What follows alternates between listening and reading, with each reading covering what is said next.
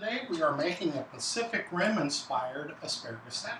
Now, if you're like me, you love asparagus and I want to eat it as often as I can, whether it's asparagus season or not. So if I can't have it in my beurre blanc or in a hollandaise sauce, then something Pacific inspired will always suit me. So the first thing we need are anywhere between a half a dozen to a dozen asparagus, depending on how many. I have about a dozen. Now, asparagus for some reason really trips people up, and I think they need to trim off the edges of the asparagus, but don't really know how much. So, take the asparagus and let the asparagus tell you where it wants to be trimmed. So, both ends, bend, snap, throw in the ground. Have that done, then we're going to cut it into very nice diagonal pieces. The next thing we're going to want is about a third or to a half of a red onion, and we're not going to get fancy with that. We're dicing it. We're just going to slice it very easily using our chef knife. Now, the French have a wonderful phrase, and that's called mise en place. Mise en place. That means have everything out and have it chopped, have it stirred, have it ready to go into your recipe. There's no room for a lot of cooking, especially Asian cooking, to go back and go hunting for what you need. So I took about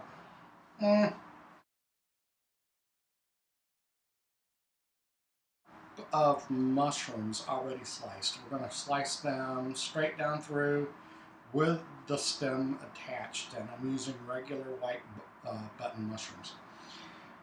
For the sauce, or for your salad dressing, which is going to pull all this together, is an Asian-inspired sauce here. And what I've got in my bowl is a third cup of each one of these.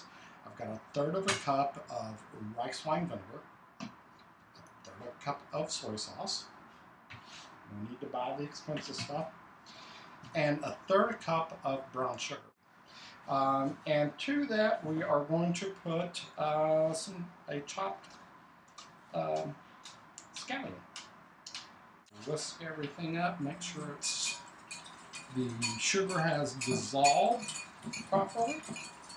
Now, one other thing that I like to put in here, which is not necessary for you, is I love pickled ginger. I use it as often as I can. So just take a little bit of the juice, pour it in there, get some extra kick. You can actually chop up some of the ginger and put that in there if you like it. If you don't, that's fine too. We're just going to saute our onions, mushrooms, and asparagus. And that gives the onions get a bit translucent looking. We're going to pop in our sauce, or dressings, whatever you want to call it. And we're going to pour that ice. Now, let's talk about what type of lettuce to use. I really like baby spinach. Can't get enough of it. Don't have any around today, so my second favorite is romaine. So we're going to just pop this onto some romaine lettuce. Matter of fact, you can do a combination of both of those if you like. Red leaf lettuce is a very tender lettuce that will go well with this. I tend to stay away from the iceberg lettuce. It's a little bit too strong and stiff for us on this type of salad. Whenever you saute something and put it on a salad, you're going to want a little bit of a wilting action. That's why I like the spinach. Iceberg is not going to give you that same type of wilt of the lettuce leaves. So let's get our saute pan and get going. Sesame seed oil, gotta have it. It flavors this dish wonderfully. Matter of fact, at the end of the dish, if you want to put on some toasted sesame seeds, that'd be good. So I'm just going to drizzle a little bit of oil. Get this on medium heat, and just a little bit more vegetable oil to make sure that we have it. So let's give it a whirl. Let's throw in our asparagus. There we go. Our onions, and finally our shrimps.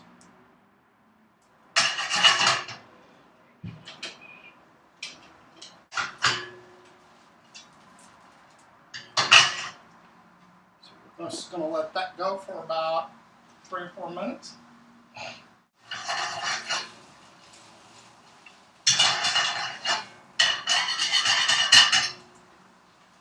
Looking good, smelling good. Let's cook and let's talk presentation.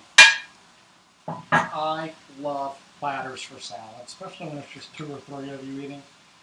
Around my house, it's just the 2 of us, and we like to put our salad on a platter, take it out to the table, and eat from there. But presentation is 9/10 of cooking. We eat with our eyes, a lot of people like to say, and so I don't want to eat something that isn't very attractive. So looking pretty good now, so let's go ahead and give the soy sauce a final stir. Pop that in. I better hear that sizzling, right?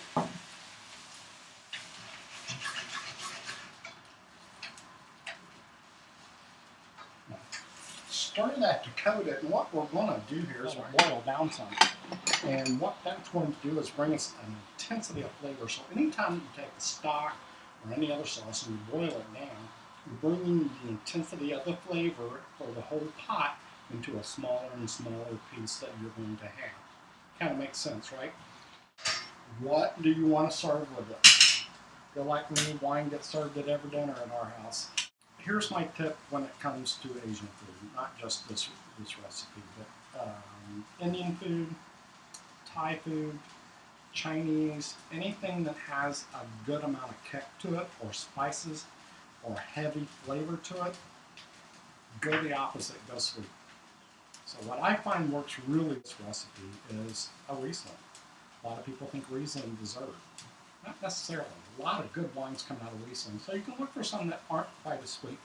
Check the label out. Check to your person at the wine shop and just say, is this too sweet for me? So a Riesling is good.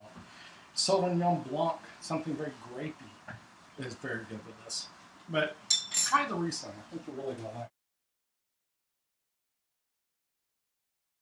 All right, here we go. First, I just want to make sure I get our asparagus and mushrooms displayed really well. So we're going to take those out using a slotted spoon. There we go. Oh, it's just going to mound up beautifully. Look at that. I already want to eat it. Now, for yourself. We don't want to create an ocean of sauce in our pan, right, or on our plate. And voila, there we go. I'd be more than excited to come to your house and have this served to me. Enjoy. Kiss your mom.